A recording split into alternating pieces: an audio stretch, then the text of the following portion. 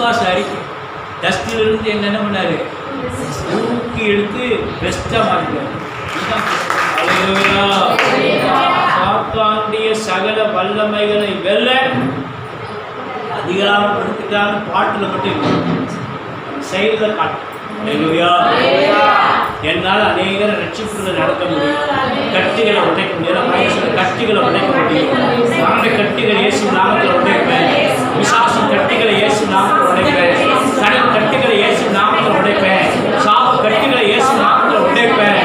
மந்திர கட்டுகளை சூரிய கட்டுகளை இயேசு நாமத்தில் உடைப்பேன். இருக்கிற இடத்திலே உடைப்பேன். அத்தனைக்கு மகிமை உண்டாவதாக.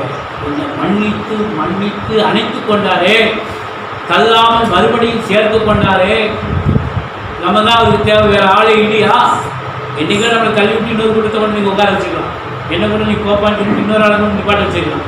நம்மளையே கூப்பிட்டு கொண்டு வர, சரியாக இருப்பா, சரியாக இருப்பா, சரியாக இருப்பா, நான் அவனை மன்னிச்சுட்டப்பா, நடத்துகிறப்பா, நம்மளுக்கு மரியாதை கொடுக்கும். பக்கத்தில் சொல்லுங்க, அப்பாவுக்கு மரியாதை கொடுங்க, மரியாதையை காப்பாற்றிக்கிடுங்க, மரியாதையை காப்பாற்றிக்கிடுங்க. ரொம்ப சீரியஸ். இல்லையா? என்ன நினச்சிட்டு இருக்கிறீங்க நீங்கள்? நம்ம அவர் என்ன நினச்சிட்டு இருக்கிறோம்? அவர் வரும்போது தான் படிச்சுட்டு இருக்கார்ல, நம்ம நினைக்கிறோம். இல்லையா? கீழ்ப்படிதலோடு வருவேன், உண்மையோடு வருவேன், சத்தியத்தோடு வருவேன், பரிசுத்தத்தோடு வருவேன். இந்த மன்னிப்பு கேட்குற பிஸ்னஸ் எனக்கு வேண்டாம்.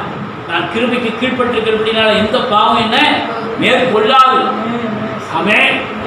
அல்லேலூயா. நம்ம நடைப்பிணமாய் மாற்றுகிற எந்த செயலுக்கும் இடம் கொடுக்காது. சாத்தான் மேலே ஒரு போர்டு போட்டு சேல்ஸ் பார்த்து சேல்ஸ் போடுறோம். விற்கப்பட்டாங்க, அவ்வளோதான்.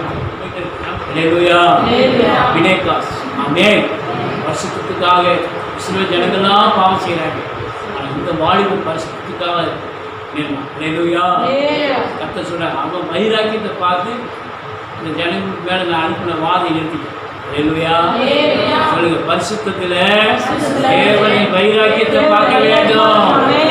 கொரோனா நீங்க போயிடும், எவ்வளவு பெரிய வாதினால் நீங்கும். என்ன அதுக்கு வைராக்கியம் எடுக்கணும். என்ன வந்தாலும் எது வந்தாலும் நம்முடைய பரிசுத்தத்தை படிச்சிருக்கணும். ஆமென். பரிசுத்தம் தான் அவருக்கு புரியும். பரிசுத்தம் உள்ளதான் அவர் தரிசிக்க முடியும்.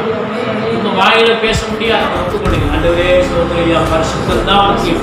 நம்ம சந்திக்க எனக்கு பரிசுத்தம் தேவை. பரிசுத்தம் இல்லாமல் ஒருவனும் தரிசிப்பதே இல்லை. பிரசங்கம் பண்றவங்க கிடையாது, பரிசுத்தமா இருக்கிறவங்க தான். ஹல்லேலூயா, ஹல்லேலூயா.